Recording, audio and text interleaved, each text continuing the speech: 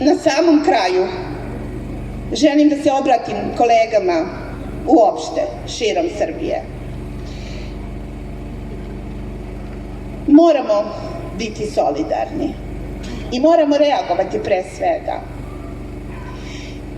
I moramo obnoviti neke lekcije, neke stare lekcije o dostojanstvu, slobodi, držanju kičme uspravno, kako se to nekad govorilo. I tako, kad ih obnovimo, onda ih moramo nanovo ispričati.